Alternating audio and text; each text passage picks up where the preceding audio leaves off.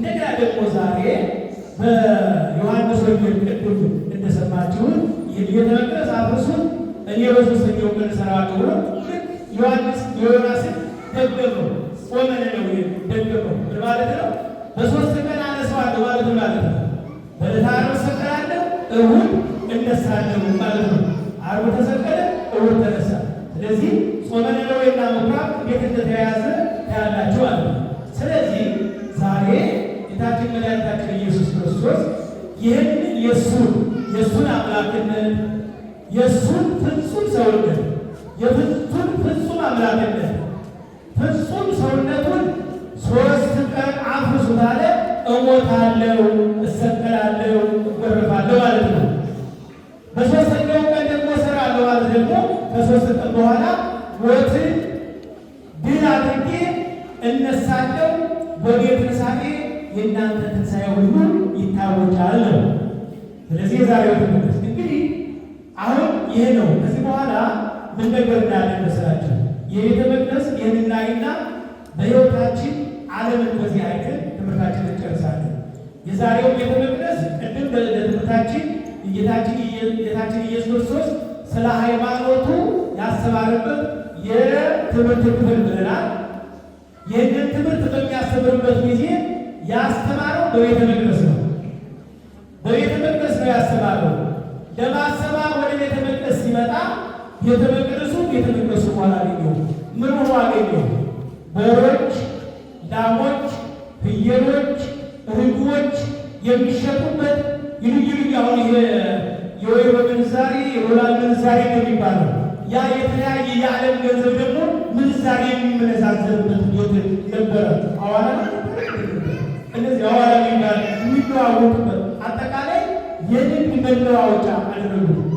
ስለዚህ እግዚአብሔር ወደዚያ ቤተ ክርስቲያን ሲሄድ እሱ የሄድበት ሌላ ነው፣ እየቱ ደግሞ የጠበቀው ሌላ ነው። ስለዚህ የዛሬው ቅኔ ከወንድ ባንድ ዋዜማ አለው የሚበዙ ቅኔ ነበረና ቅኔ እና ምን ይላል መሰላቸው? ቅኔው ምእመናነ ጽብዓ ወሰርክ የዛሬው የሚበዙ ነው። ምእመናነ ጽብዓ ወሰርክ እለ በምኵራብ ሀሎነ ኢርቱ ከመ ንርሳ። እናንተ በጧት ቀደም ብላችሁ በ3 ሰዓት የመጣችሁ ሊቃውንቱ፣ ዘግየት ብላችሁ ደግሞ በ12 ሰዓት የመጣችሁ ወይም 3 ሰዓት፣ 4 ሰዓት፣ 6 ሰዓት የመጣችሁ ምዕመናን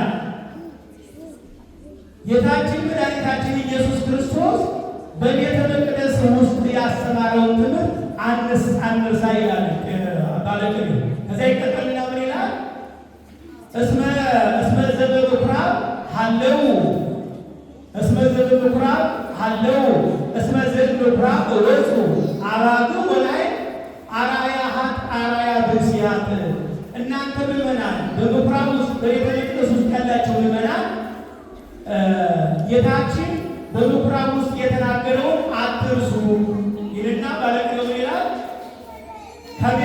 ከቤተ መቅደስ ውስጥ የወጡት ፍየሎች፣ ርግቦች፣ ላሞች የኃጥአን ሰው ምሳሌዎች ናቸውና፣ ስለዚህ ጌታ በቤተ መቅደስ የተናገረውን አንርሳ ይላል የዛሬው ቅኔ። እና ምን ማለት ነው? ዛሬ ወደዚህ ቤተ መቅደስ ስንመጣ እንግዲህ እናንተ ለዓለም ምሳሌ እንድትሆኑ ነው።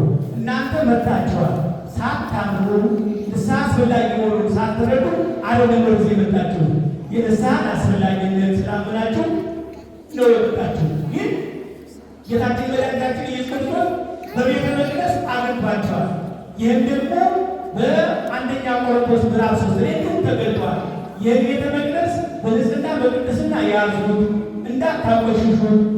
ይህን ቤተ መቅደስ የሚያቆሽሸውን እግዚአብሔር ሲያፈርሰው አይቀርም፣ ያም እናንተ ናችሁ ብሎ የማቴዎስን ወንጌል የዮሐንስ ወንጌል ምዕራፍ 2 ጳውሎስ ተርጉሞልናል።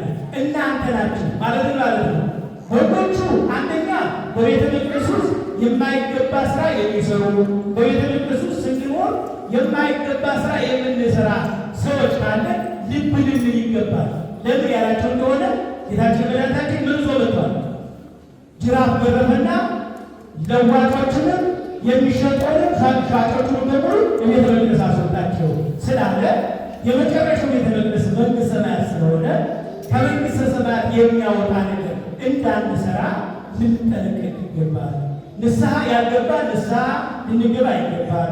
ያስቀየምነው ያሳዘነው ሰው ካለ ፀሐይ ሳይገባ ይቅርታ ልንጠይቀው ይገባል። ለምን አሁን በዚህ ወደ ወቅቱ መውሰዳችሁ ወዲያውኑ ጌታችን መድኃኒታችን በማቴዎስ ወንጌል በምዕራፍ 24 የተጻፈውን አንድ ወር ከቤታችሁ ጦርነትን የጦርነቱን ወሬ ትሰማላችሁ፣ ነገር ግን አትጨነቁ፣ ይህ የጣር መጀመሪያ ነው ብሏል።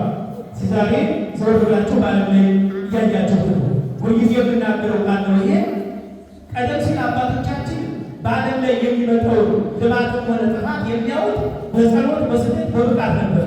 አሁን ደግሞ ዘመኑ ኃጢአታችን ዝብልን አይን ባይ እያየ ነው እንድንኖሩ አድርገናል። እንድንለማመደው ይመስለኛል እንደዚህ የሆነብን። አንዳንዴ እኮ ከገዳም የወጡ አባት መጥተው እንደዚህ የተናገሩ ሲባል እስኪ የምታስታውሱ ምን ያህል እንደምንደነግ ወዲያውኑ ንስሐ እንደምንገባ ታስታውሳላችሁ? ሁሉ ንስሐ ይገባል። አሁን ግን 24 ሰዓት ሙሉ ሞት ነው፣ ኃጢአት ነው የሚያለማምዱ።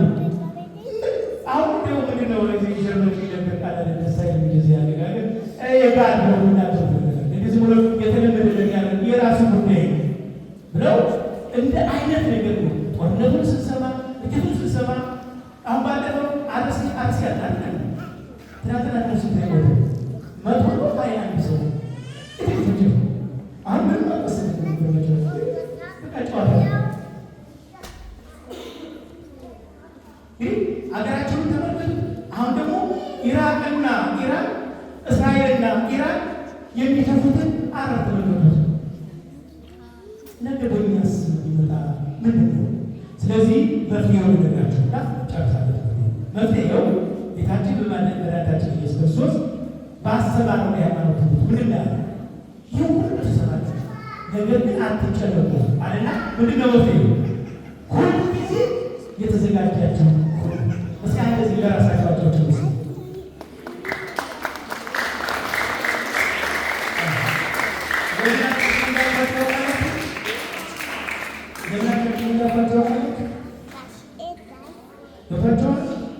አሁን የፈለገ ነገር የሚመጣው ከማን ጋር ነው? ከእግዚአብሔር ጋር። ስለዚህ ቅዱስ ጳውሎስ እንደተናገረው ብንሞትም ብንኖርም ከማን ጋር ነው?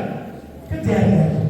ስለዚህ ደስ ይበላችሁ፣ ደስ ይበላችሁ፣ ደስታ ይገባቸዋል። በዚህ ቤተ ክርስቲያን የምትመላለሱ እንደገና ደግሞ እነዚህ ሕፃናት ደግሞ ቦታ ለማስያዝ ቤተ ክርስቲያን ለመስራት የምትጥሩ የምትወዱ የምትወዱ እናቶቻችን፣ ወንድሞቻችን፣ እህቶቻችን ካህናት ሁሉ በሞት ይገባቸዋል። ስለዚህ በዚህ መካከል እያለ ሞት ርስታችን ነውና ብንጠራ የሚያስፈራ ነገር የለም ብለን ዝግጁዎች ነን። ስለዚህ አሁን ውድ ወገኖች ይሄ እንደ ዋዛ የምናልፈው ዘመን አይደለም። የትኛው እርሳስ ወደ እያንዳንዳችን እንደሚወረወር አናውቅምና ሁልጊዜ የተዘጋጃቸው ሁሉ ይበረናል። ዝግጅት ውስጥ ምንድነው? ጤና ያለው የወደደ መጣት ያልቆረበ መቆረብ በኃጢአት እስከ መቼ እንመላለሳለን? እድሜያችንን ቀጥሮ ይዘዋል። አይታቸዋል። አሁን ኢራኖች ይዘዋል። አሩስ ላይ ያለበት ወንጃችን ቤት ለሰራት እያረሱ የቆጠሩ እያሉ ነው ተጠሩ አይደለም። ስለዚህ መጠሪያችን ስለማናው የዛሬው ትምህርታችን እንድንዘጋጅ ያልተዘጋጀ ደግሞ አይ ብሎ የራሱ ይቅስ እንደፈለገ ብለን እናበልቦ ከሆነ ምን አለ ጅራፍ አለ። ያ ጅራፍ እያንዳንዳችን እንዳገኘን ልንጠነቀቅ ይገባል ማለት ነው። ለምሳሌ ያምናን አምላካችን ባለቤት እንድንሰሩ ተግባራችን ሁሉ